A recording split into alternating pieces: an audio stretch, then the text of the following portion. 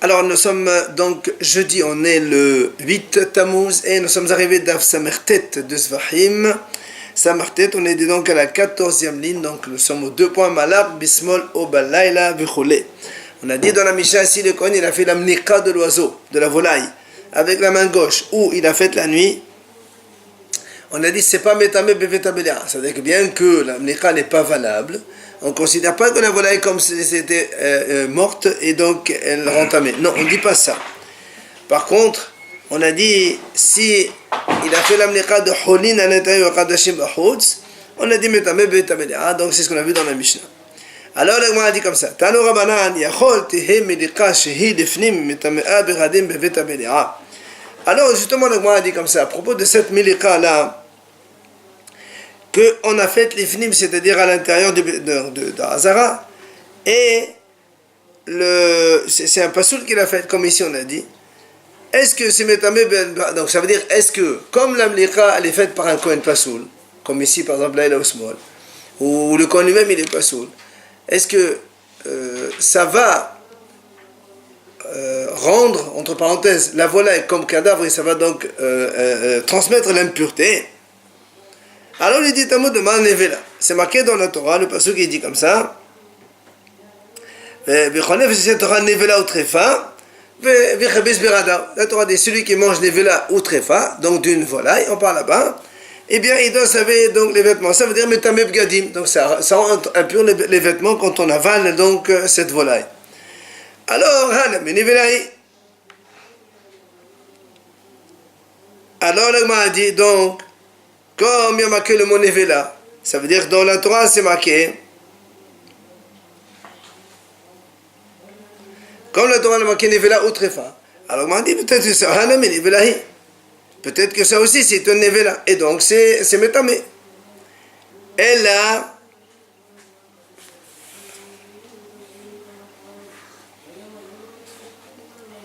le m'a dit non, t'as mot de ma téléphone.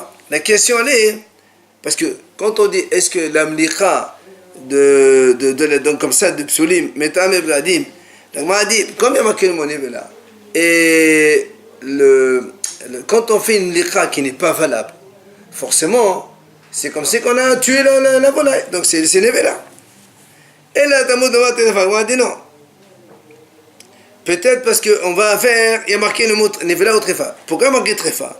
Il dit, ma téléphone, c'est une matériel de issou. De la même façon, quand une volaille est taref, une matériel de issou. Ça veut dire, quand une volaille est taref, elle était avant taref, elle est maintenant taref. Elle ne change pas de. Il n'y a pas quelque chose qui était interdit avant. Et maintenant, quand elle est arrivée, elle est permise.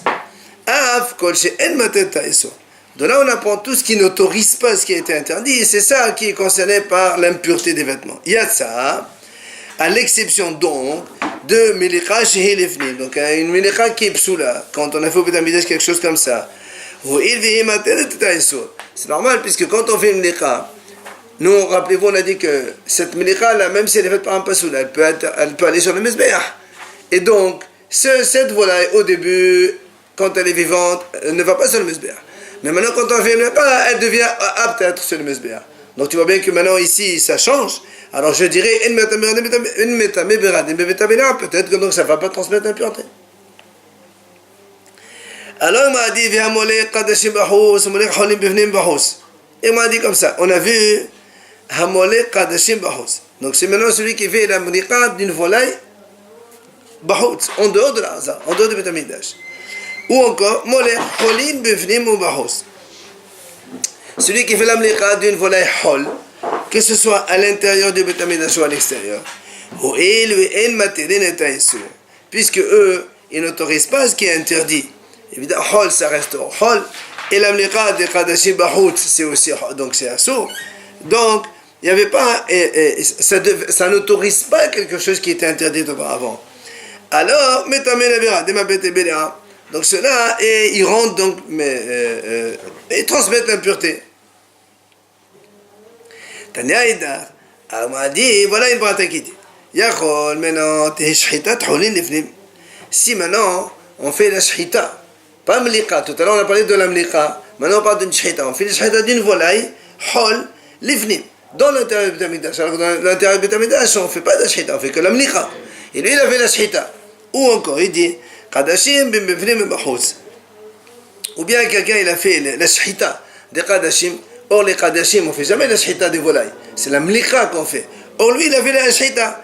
Mais bifnim bin bahutz, à l'intérieur et à l'extérieur, ça ne change pas.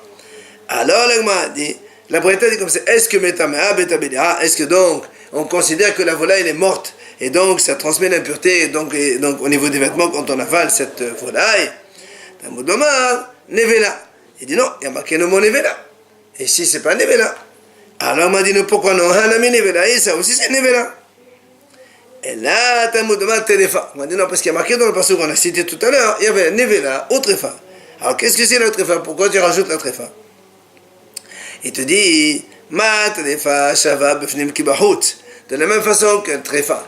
C'est-à-dire, elle a les mêmes statuts à l'extérieur comme à l'intérieur. Et une volaille tarif, qu'elle soit dehors du Beit HaMikdash ou à l'intérieur du Beit HaMikdash, tarif, c'est toujours la même chose. Tarif, c'est tarif. Ici, on parle de la même chose. Av Kol Shavot Befnim Bahut.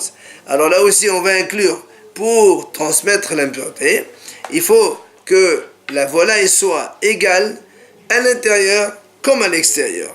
Il y a de ça. Il te dit, voilà, maintenant, on exclut Shchitat Hulin Befnim. La Shchita d'une Hulin à l'intérieur.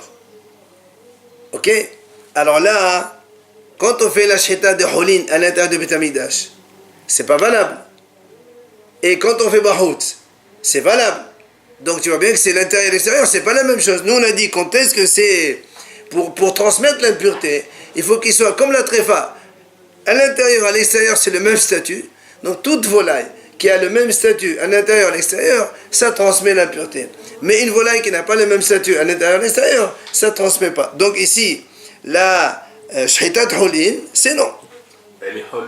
Ça va rien. On a fait la Shchitat dans le Beit HaMikdash. Ou bien il dit la même chose, Qadashim, Ben min bifnim, ben min bahut. Ho'il velo shavu bifnim ki bahut.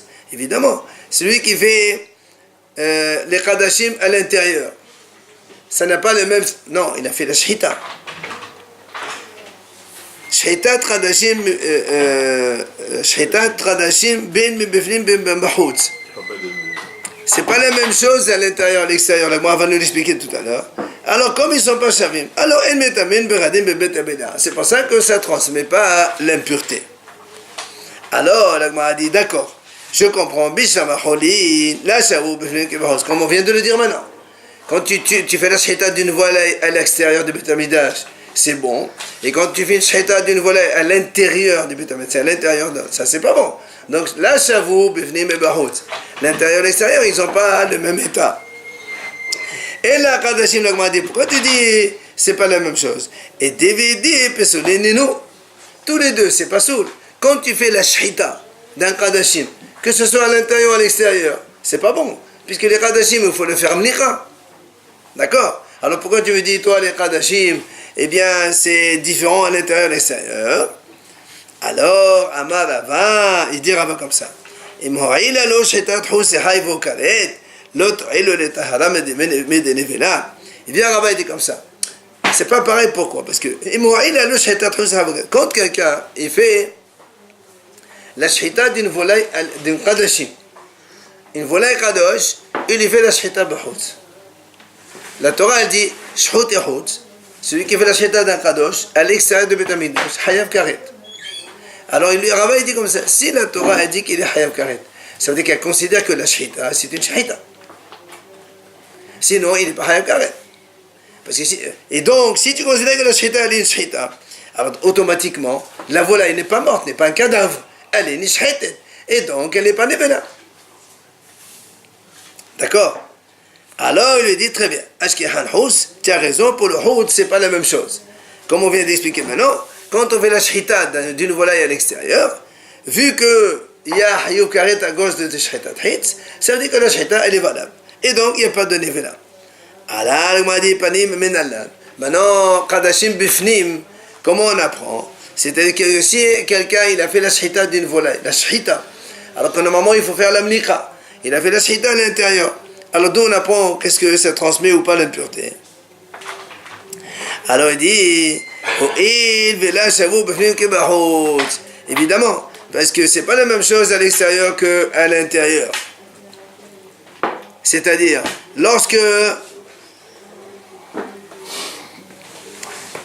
Si quelqu'un, il fait la shita des Kadashim à l'extérieur, on a dit, il faut pas... Et c'est pas la même chose à l'intérieur qu'à l'extérieur. Quand on fait la shita d'une volaille, Kadosh, à l'extérieur, on vient de voir, il y a Hayab Karet. Mais si quelqu'un il fait la shita d'une volaille à l'intérieur de Beit HaMikdash, il n'y a pas de Karet. Kadashim, c'est Kadashim. C'est vrai, tu aurais dû faire la mliqa, tu n'as pas fait la mliqa, tu as fait la shita. C'est pas donc Karet. C'est pour ça qu'il dit, c'est pas la même chose. Alors là, on m'a dit, et dans ces cas-là, si tu me dis tout ce qui n'est pas égal, intérieur comme extérieur, il n'y a pas de donc beradim, donc ça veut dire ça ne transmet pas l'impureté. Et alors on m'a dit dans ces cas-là, malak kadashim bahos nami, là, dès là, ça vous peut faire que bahos. Alors il dit, donc dans ces cas-là, si quelqu'un, un Kohen, il fait la mliqa d'une volaille kadosh, mliqa cette fois-ci, à l'extérieur. Alors, normalement, ça ne doit pas transmettre l'impureté. Pourquoi? Parce que l'intérieur et l'extérieur, c'est pas pareil. Quand un Kohen fait la mliqa d'un kadashim à l'intérieur, c'est ce qu'il faut faire. Et quand il fait la mliqa à l'extérieur, c'est pas bon. Donc tu vois bien que l'état intérieur-extérieur n'est pas le même, et donc ça ne doit pas transmettre l'impureté. Comment nous on a dit que tout à l'heure, mliqa d'un psoula, elle transmet l'impureté. Amar Rabashi, vient Rabashi, il dit comme ça. Dani davar shelo beher shelo me davar shelo beher shelo, ve'en dani davar shelo beher shelo me davar shelo beher shelo. Rabashi il dit, quand on compare deux états non valables. C'est-à-dire, comme on a dit tout à l'heure, si quelqu'un il fait la shita d'un kadashim, c'est pas valable ça. Parce que normalement, les volailles, il faut faire la mliqa. Et donc on a comparé une shita de kadashim, donc non valable, à l'intérieur, par rapport à une shita de kadashim aussi non valable, puisque les volailles c'est toujours la mliqa, à l'extérieur. Donc on compare deux états qui eux-mêmes ne sont pas valables. Mais là ici tu me prends un état de la mliqa. La mliqa, dans le cas c'est à l'intérieur, c'est un truc valable ça. Donc tu ne peux pas comparer quelque chose de non valable avec quelque chose de valable. C'est comme ça qu'il faut faire. Alors on ne peut pas comparer deux états identiques, enfin, valables et non valables, ça ne marche pas comme ça. Alors là, il m'a dit, mais là, comment tu dis qu'on ne peut pas faire ce genre de choses? Pourtant, il y a une brata qui dit, il dit, pourtant voilà, nous on a dit, d'où on apprend que si on a fait un sacrifice au Beit HaMikdash, et après on a pris les graisses, au lieu de les mettre sur le Mizbeach, quelqu'un les a fait sortir carrément en dehors de la hasard de la cour du Beit HaMikdash. Alors on a dit, cela, si, normalement c'est pas soul. Quand quelque chose elle sort de la cour du Beit HaMikdash, surtout les graisses qu'on va mettre sur le Mizbeach, c'est pas soul. Or, quelqu'un, quand il a pris, sans faire exprès, il les a montés sur le Mizbeach. On a dit, tu les as montés, tu les laisses, c'est pas grave. Donc c'est ça. Il a dit, on apprend ça de Bama. C'est de Bama Tiahid. Il aurait fallu faire quoi si c'est pas pour le brûler? On peut pas les... Yotse, ça s'appelle Yotse. Oui. On les brûle, on peut pas les mettre sur le Mizbeach. C'est plus kadosh. Ah oui. Parce qu'ils sont sortis de Nazar de Beit HaMikdash. Alors on m'a dit, d'où on apprend ça? De la Bama Tiahid. Quand on avait un monument à la maison, chacun avait son petit monument. Il faisait donc les sacrifices, il mettait la graisse. Or là-bas, on est à l'extérieur. Alors on m'a dit, voilà ici, tu es en train de comparer quelque chose de cachère. Ici, le Bama Tiahid, c'est cachère. Avec un état qui n'est pas cachère, qui est donc celui de sortir les hémorim en dehors du Beit HaMikdash. Ça n'a rien à voir. Alors là aussi, le Mohan répond comme on a dit. Tana azot todat ta'ala riba samerle. Il dit non, cet enseignement qu'on vient de faire, en vérité, on l'a déjà appris par ailleurs. Dans notre passage, il y a marqué Zot Torah Ta'olam. Haramim dit Zot, les rabot, même ça, inclure même ce cas-là. Et donc, c'est pas de la Bama qu'on a appris. On a un autre passage dans lequel on a appris cet enseignement. Là-bas, c'était Smicho. On s'est appuyé sur ce passage pour donc confirmer ce qu'on a dit. Donc, on n'a pas fait de comparaison d'une chose valable avec une chose non valable. Quand on compare pour dire, il faut que pour que ce soit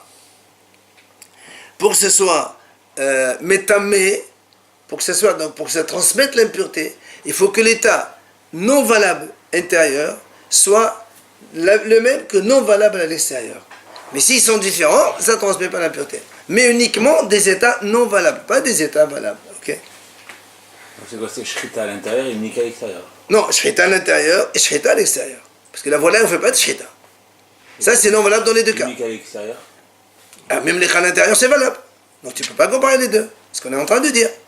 L'amnika à l'intérieur, c'est ce qu'il faut faire. Et l'amnika à l'extérieur, non. Donc tu ne peux pas comparer un état non valable avec un état qui est valable. Quand on compare, on va comparer deux anomalies entre elles. Voilà, c'est en fait. On compare deux anomalies. Mais là, tu ne compares pas deux anomalies. Tu compares quelque chose d'anormal avec quelque chose de normal. Ça ne se compare pas. Le shrita à l'intérieur, c'est normal. La shrita, dans les deux cas, c'est pas normal. Parce que les volailles, on ne fait pas la shrita. Les volailles, on fait des khadashim. On parle des khadashim. On parle de shrita de khadashim. Ok. Matiti, nouvelle Mishnah. Malak, benemse terefa. Le Kohen, il a fait l'amlika d'un oiseau, donc. Et après, il s'est trouvé que l'oiseau, il était taref.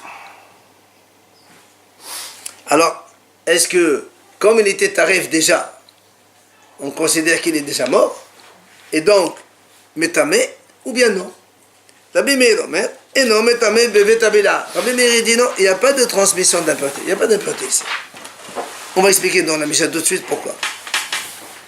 Rabbi Yehuda Omer, métamé. Rabbi Yehuda dit non, non, c'est métamé. Quand la volaille, elle est taref, c'est métamé. Alors, Amar Rabbi Meir, Rabbi Meir, il explique, il dit, Kal Vahomer. Il fait un Kal Vahomer. Comment? Il dit, Im nevelet behema, si le cadavre d'un animal, pas d'une volaille, d'un animal, une vache, un chèvre, tout ça, normalement, ce cadavre-là, si on le touche, on est tamé. Celui qui touche Nevela, c'est tamé. Ou bien qu'il le porte le mort, donc le cadavre d'un animal, c'est tamé. Pourtant, l'agma a dit, pourtant, si on fait la shita d'un animal, d'une bête, qui est taref, d'accord, on fait la shita d'une bête, après on trouve qu'elle est taref, la shita, elle enlève le statut de taref, c'est comme si elle est shita, et donc si on la touche, on n'est pas tamé. C'est comme un animal qui est shahot égorgé normal. D'accord? Donc si l'animal, déjà, en état de cadavre, il transmet l'impureté par le contact et le porc. Alors maintenant, quand on fait la shita, ça enlève tout ça. Ça enlève toute cette impureté. Alors il dit, le cadavre d'une volaille, on sait que la volaille, ça ne transmet pas l'impureté par le toucher ou par le transport. Et nous dit, a fortiori que quand on fait la shita, ça enlève complètement toute impureté. C'est pour ça que Rabbi Meir dit, et non métamé. Donc si on fait la shita d'une volaille et qu'on trouve qu'elle est taref, on considère que la shita, elle est bonne. Et donc ça ne transmet pas d'impureté. Alors comme on a fait maintenant la shita de l'animal, avec la shita de la volaille, on a fait kalahom. Maintenant on dit mamatsino, on va faire comparaison. בשחיטתו שהיא מחשרת לאכילה ומטהרת את טרפתו מטומאתו אף מליחתו שהיא מחשרת לאכילה תטהר טרפתו מטומאתו. Maintenant le m'a dit, puisque on a fait kalahom de l'animal à la volaille, et on a démontré que la volaille, la shita de la volaille, ça le sort de l'impureté. Ah maintenant on dit, on va comparer la shita d'une volaille, ça le sort de l'interdit, c'est-à-dire la volaille quand elle est vivante, elle est interdite. Maintenant qu'on a fait la shita, on peut la manger. Oui. Alors, comme la shita de la volaille, ça autorise la volaille à la manger. Et maintenant, et si la volaille elle est tarif, on vient dire maintenant, il n'y a pas de tom'a. Alors, il dit la même chose. L'amliqa, c'est aussi, quand on fait l'amliqa d'une volaille dans le Beit Hamikdash, ça autorise de manger la volaille après. C'est normal, parce que quand on fait une volaille, c'est ça le korban. On fait l'amliqa, après le kohen, il mange la volaille. Alors là aussi, il dit, la même chose. L'amliqa qui lui fait, donc, qui le rend apte à être consommé. Alors ça va le sortir de la tom'a. Ça, c'est l'argument de Rabbi Meir, comme quoi, quand on fait une liqa d'une volaille, et que la volaille elle est taref, il n'y a pas de tom'a. Elle est taref, on fait l'amnika, après on trouve qu'elle était taref, même avant, ça n'a pas d'importance. Donc après, elle est plus tamée, une fois qu'on fait l'amnika. Non, ça veut dire qu'on ne va pas manger cette volaille. Mais le fait qu'on a fait l'amnika, ça légalise la shita, entre parenthèses, du Beit Hamikdash. Et donc ça s'appelle une volaille égorgée, et non pas une volaille morte. On ne peut pas dire qu'il va aller voir son état avant la shita de l'amnika. C'est pas une nouvelle. On a dit Zeklal. Quand tu peux se le bako de Shemekhlal. Oui, c'est un avoir, c'est pas besoin. Donc ça démontre tout ce qu'il a dit depuis le début alors. Non, parce que là, là, ici, on est en train de parler de juste de l'impureté. On ne Oui. parle pas de la manger ou pas manger. Manger, de toute façon, il n'y a pas manger. C'est ça qui est marqué. Quoi donc? Depuis le On début, voit il son dit. état avant la shrita, avant de le faire. On voit l'état comment elle est, si elle est taref après les choses, et si elle est pas. Oui, mais lui, il a fait la shita, elle était bien. Maintenant, on trouve qu'elle est tarif à l'intérieur. Oui, après coup. Ouais, Si alors, c'est non. avant, on a vu que avant. Non, mais on ne parle pas avant, non. Ah, Ça, c'est Rabbi Meir. Donc, il dit, avec ce Kalwa Hamad, et après, une comparaison en shahidam liqa, on voit que ça ne transmet pas l'impureté. C'est vrai, si on fait la shrita et on voit que c'est une tréfa qui était au fait taref avant même de Ouais. faire la shrita. Ouais, alors. Dans ces cas-là, c'est-à-dire qu'elle est rentrée avec un pissoul ou avec Alors, quand c'est pas visible, c'est pas un moum que tu vois, que tu devais voir à l'avance. Tout ce qui est à l'intérieur, on ne peut pas le voir. On a dit tout ce qui rentre avant. Oui, mais encore une fois, quand il rentre avec un défaut, il a une oreille percée, un truc comme ça, il fallait vérifier. Tu n'as pas vérifié, c'est un problème. Mais comment tu vas vérifier à l'intérieur, c'est à l'intérieur ou pas l'intérieur? Alors ça veut dire que si tu n'as pas vérifié que tu fais la mika, même ça aussi ça devient. S'il y a un moum visible et que tu ne vérifies pas, ça s'appelle déjà depuis l'extérieur, elle est pas sourde. La baie aussi Omer, en plus dans les Rofot, il n'y a pas de moum. Il n'y a que Houssal et Varim. c'est que visible. Enfin, les choses Il visibles. faut que ce soit un organe qui manque, un truc comme ça. Les yeux, c'est pas Bien. bon. On peut Si, pas voir. si, un œil qui ne voit pas, c'est un problème. Donc ça, c'est Rabbi Meir. Rabbi aussi Omer Daya Kinfilat Behema Shetatam et Taharata Velom Lekata. Il vient Rabbi aussi, il dit, tu peux pas, hein, parce que nous on a fait un raisonnement Kalwa Homer, et après on a fait encore un autre raisonnement, comparaison. Donc on a fait la shita de la Behema avec la shita de la volaille, Kalwa Homer. Donc c'est la Behema elle-même, le cadavre il la rend impur, et pourtant la shita elle la valide. Quand elle est arrive, donc elle est plus de méa, la volaille a fortiori. Après on a dit très bien, ça c'est une étape, et après on fait shita mlika, la shita de la avec la mlika. Et vient Rabbi dit non monsieur, d'ailleurs quand on fait un Kalwa Homer, on ne peut pas aller au-delà. Tu as fait un Kalwa Homer à partir de l'animal, alors tu restes comme l'animal. Dans l'animal, il n'y a que la shita qui marche, alors là aussi dans la volaille, il n'y a que la shita qui marche. Donc sous-entendu que la mlika ne marche pas. Donc Rabbi aussi, il explique la vie de Rabbi Yehuda. Il dit non, quand on fait la mlika d'une volaille, et quand on trouve qu'elle est taref, il y a Tum'a. C'est ce qu'il a dit. Rabbi Yehuda, même c'est là où l'Agma a posé une question. Et alors, et Rabbi Meir là, Darish Dayo. Et comment Rabbi Meir, il n'a pas ce principe de Dayo. On dit comme ça, Dayo, la Bamenadine et Kanidot. Quand tu apprends quelque chose d'une autre, tu ne peux pas aller au-delà de ce que tu apprends. Comme d'ailleurs, il donne l'exemple. Mais Dayo de Oraitahu. Il dit, mais pourtant, ça, c'est un principe de la Torah. C'est connu, ce principe. C'est lequel? Il dit, comment on apprend ça? La semaine dernière, on a vu dans l'histoire de... Non, il y a 2-3 semaines, avec ça de Myriam, quand elle a parlé de Moshe.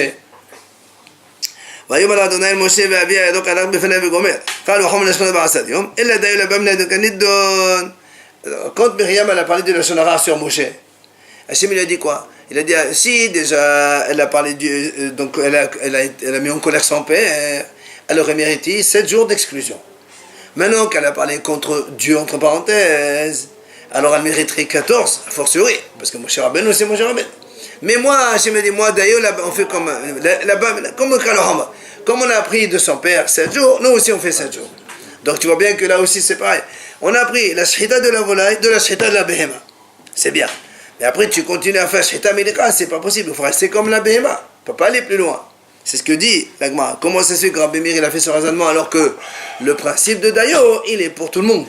D'ailleurs, ça veut dire que c'est vraiment Ça suffit. Ça suffit. Voilà, ça suffit de dire. Tu as appris de l'animal, c'est comme l'animal. Tu ne peux pas encore gagner des étapes derrière. D'ailleurs, On peut apprendre c'est pas un comment demi-chute Hachem de Daïno. peut punir à partir de l'enfant avec son père. Je pas entendu. Quand il a puni 7 jours, parce que comme le père qui peut... Si c'était le père, c'était 7 jours. Comme c'est Hachem, c'est 14. Justement, c'est ça qu'elle en meurt. Si c'était que le père, ça aurait été 7. Maintenant que c'est Hachem, elle mériterait 14. Mais moi, j'ai fait d'ailleurs là-bas Menadine. Je reste comme le père. Là aussi. Donc, question contre Rabbi Meir. Comment Rabbi Meir, il a dit, on continue le raisonnement, il n'a pas d'ailleurs. Amar Rabbi Yossi ben Rabbi Avin. Il vient Rabbi Yossi répond. Il dit, Rabbi Meir, Klash, Kar Veradanash. Il dit en vérité, Rabbi Meir, il a trouvé un autre pasouk. C'est pour ça qu'il a fait cette dracha. C'est vrai, tout le monde on est obligé d'être d'accord avec le Dayo Labaminadi quand il donne, ça c'est un principe de la Torah, on ne peut pas être contre. Mais Rabbi Meir, il a trouvé une autre façon de déduire son raisonnement. C'est quoi? C'est marqué dans la Torah. Zot Torah Habehema Ve'aof. La Torah dit comme ça, elle dit, voici le statut de l'animal et de la volaille. Alors viens, il m'a dit, je ne comprends pas. C'est quoi quand la Torah elle dit la Behema et la volaille en même temps? Ça veut dire qu'il y a un statut qui est comparable. Elle dit Torah Shefta Behema Laof. La Behema. Où tu as vu que la Behema et la Of, ils ont un statut égal. Parce que la Torah me dit voici le statut de la volaille et de l'animal domestique. Mais l'animal et la volaille, c'est deux choses complètement différentes. Pourquoi la Torah les met ensemble? Ce qu'il dit. Behema, premièrement, Metama Behema Gomassa. Donc nous on sait que l'animal, il transmet l'impureté par le contact, comme on a dit, ou bien le transport.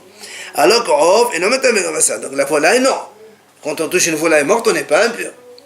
Un. Deuxièmement, la volaille, comment elle transmet l'impureté? C'est quand on va l'avaler, le cadavre, on est impur.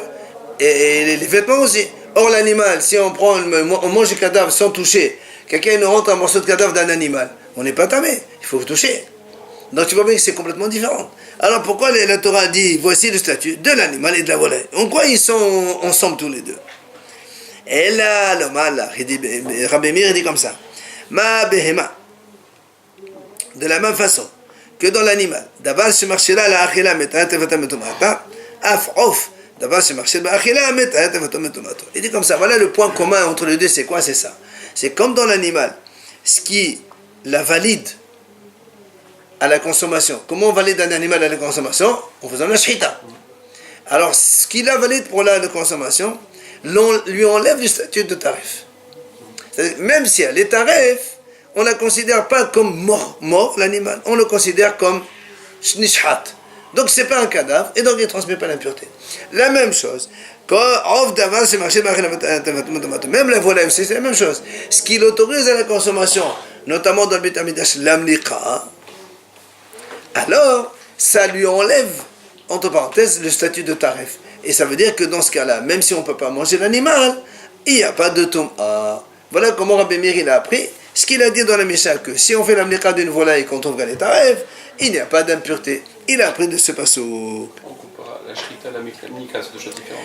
Justement, il n'a pas dit shrita l'amliqa, il dit ce qui rend apte l'animal à être consommé et ce qui rend apte la volaille à être consommée, qu'importe le moyen que tu utilises, pour moi c'est le principe de autoriser l'animal à la consommation, autoriser la volaille à la consommation. Donc la Mika est au-dessus de la Shrita. Non, elle n'est pas au-dessus, exactement les mêmes. Et non, parce qu'il enlève la Touma. Et non. Comme la Shrita d'un animal, après on trouve taref, il n'y a pas de Touma.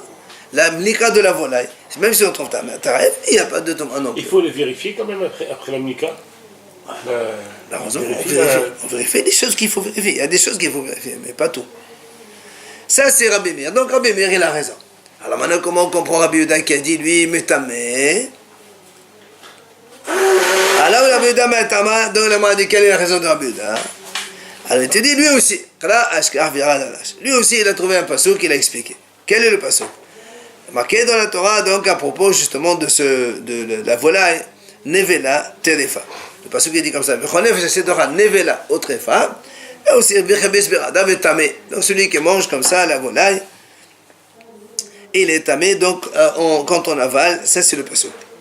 Amar Rabbi Yehuda, il vient Rabbi Yehuda, il dit, pourquoi la Torah elle a parlé de tréfa? Quand elle a nevela, j'ai compris, pourquoi pas de tréfa? Alors il dit comme ça, parce qu'il y a une mahloket, on le verra plus loin, est-ce qu'un animal tarif, il peut vivre ou il peut vivre? Rappelez-vous, on a dit, il peut vivre moins d'un an ou pas de plus d'un an. Alors il dit comme ça, si tu considères que elle vit, à moi, donc finalement comment elle meurt? C'est Nevela, c'est la même chose que Terva, que ça change. Maintenant, si tu considères qu'elle ne vit pas, hein, alors donc ça veut dire qu'elle est maintenant déjà Nevela, puisqu'elle ne vit pas. Alors pourquoi on marque Trefa maintenant? À quoi il sert le mot Trefa? C'est pour la Torah, elle a praqué le mot Trefa, et elle dit comme ça, celui qui mange Nevela et Trefa, alors il est tamé. En fait, ce mot Trefa, c'est pour donner que si on a fait shishhata, donc si on a fait la shhita d'une volaille, et on a trouvé taref, alors c'est métamé. Contrairement à ce qu'il a dit, donc Rabbi Meir, que c'est pas métamé. Ah, il vient à Mali Rav Shizvi. Rav Shizvi, il lui pose la question. Il dit, attends, si tu raisonnes de cette façon, alors on va moi aussi raisonner autrement dans un autre endroit. Comment? C'est marqué dans la Torah. V'chelev nevela, v'chelev terefa, le passage qui dit comme ça. V'chelev nevela, v'chelev terefa, la graisse interdite. Donc il y a une graisse interdite qu'on appelle le chelev, que nous on n'a pas le droit de manger. C'est ce qui va dans le mesbéach en général. La Torah dit comme ça, mais si l'animal il est taref, v'chelev nevela, v'chelev terefa, la Torah dit comme ça, ya'aseh lechol melacha v'echot lo tochalo. On n'a pas le droit de le manger, ça c'est sûr, mais tu peux l'utiliser pour tes besoins. Le chelev d'un animal taref, d'accord, je peux l'utiliser pour mes besoins. C'est-à-dire quoi besoin? Ben, tu veux utiliser la graisse, cette graisse pour fabriquer je ne sais pas quoi, de la colle ou je ne sais quoi, c'est pas interdit de profit. Alors la Gemara dit, hein, Allumer une bougie. par exemple. Donc, on voit que le chelev de la nevela, il est tahor. Alors que la nevela elle-même, elle est tamée. D'accord? On parle ici de l'animal normal. Une chèvre qui meurt, le chelev, donc l'animal, tu touches la viande, c'est tamé. Mais si tu touches chelev, la Torah dit non, il n'y a pas de problème, il y a assez de chemlacha, tu peux utiliser la graisse et moutarde. Alors, la Gemara dit, hatam nami. Alors là-bas aussi, on va raisonner de cette façon, on va dire, pourquoi la Torah dit nevela ou trefa? Pourquoi chelev nevela, chelev terefa? Pourquoi? Nevela, ça suffit, on a compris. Alors, on dit comme ça, si la trefa, elle vit, allez, nevela mola, il y a marqué nevela quand elle meurt, donc ça va être nevela. Maintenant, si elle ne vit pas, maintenant déjà, elle est considérée comme nevela déjà. Pourquoi on marque terefa? Alors, à quoi il sert?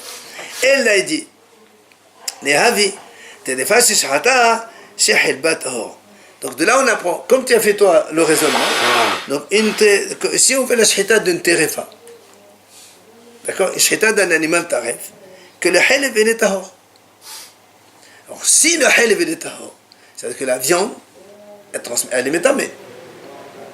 Donc, tu vois que la shrita, ça n'enlève pas le statut de taref, et donc, l'animal, il devient cadavre quand même.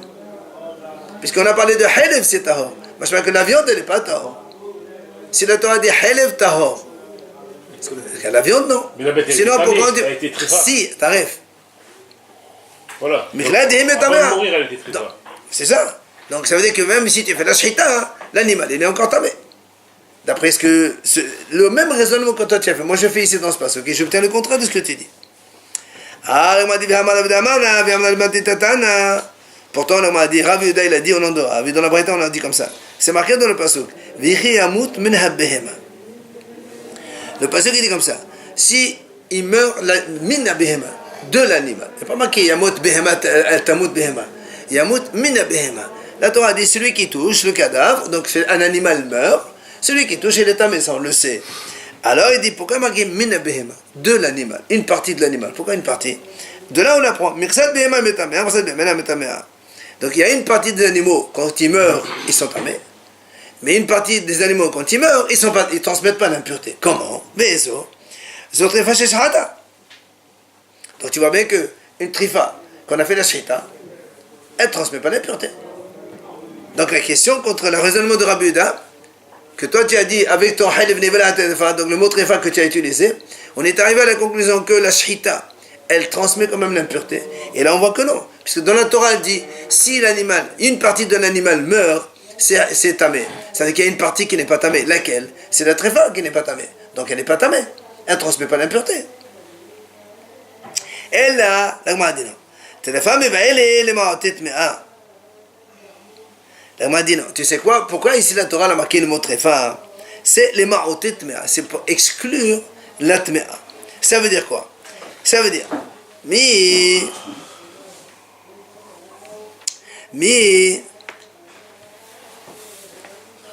c'est ça. Pourquoi ici la Torah dit Halef Terefa? Tu sais pourquoi? C'est pour te dire que quand est-ce que Halef Terefa il ne transmet pas l'impureté? C'est quand l'animal il est taref, donc kasher. Machma que si le halv il provient d'un animal qui est tamé à l'origine, par exemple d'un cheval ou d'un chose comme ça, alors même le halv, celui-là, il est tamé. C'est ce qu'il dit. Mishish b'menatrefa. Mishish b'menatrefa. Donc là où il y a un animal qui peut devenir taref, chez les animaux domestiques que nous on mange, il y a des animaux cachés, il y a des animaux taref. Alors ceux-là, oui, halv c'est tahor. Yastazo chez b'menatrefa. Dans ces cas-là, c'est un animal, il n'est pas taref, il est tamé à l'origine. Il n'y a pas taref s'il est tamé. Dans ces cas-là, celui-là, même le halv, il est tamé. On dit à Hanami, là aussi la même chose. Les marotés tamé, c'est b'menatrefa. Dans l'autre cas de la volaille, on va dire la même chose. Pourquoi on a marqué tréfa dans la volaille ici? C'est pas comme tu as dit pour nous dire que c'est pas métamé. C'est pour te dire que si c'est un off tamé d'origine, même si tu as fait la shita, ça transmet quand même l'impureté. Parce qu'il est cadavre quand même. Alors, là, m'a dit, off tamé de la bedam nevan nafrale. Il dit pourtant, off tamé, Rabbi Yehuda, il a déjà appris d'un autre passou. Comme quoi il transmet l'impureté si on fait la shita. Détania, Rabbi Yehuda dit comme ça. Yachol, est-ce que, parce que dans la Torah, c'est marqué seulement nivelat aftahor. Sauf la volaille que nous on mange, le cadavre, ça transmet l'impureté quand on avale dans les vêtements et tout ça. Mais si c'est un aftamé, tamodoma, nivelat aval lo yochal. Mishi esodo mishom bal tochal, nivela. A dit, comme la Torah a dit, donc tu ne manges pas Nivela Otrefa. Donc quand est-ce que c'est Assour? Le Passouk, il dit comme ça. Quand est-ce que c'est Assour? C'est quand l'animal, tu ne le manges pas à cause de tarif. C'est-à-dire, s'il n'était pas tarif, tu l'aurais mangé. Celui-là, transmet pas l'impureté. Non, celui-là, oui, il transmet pas l'impureté. Par contre, le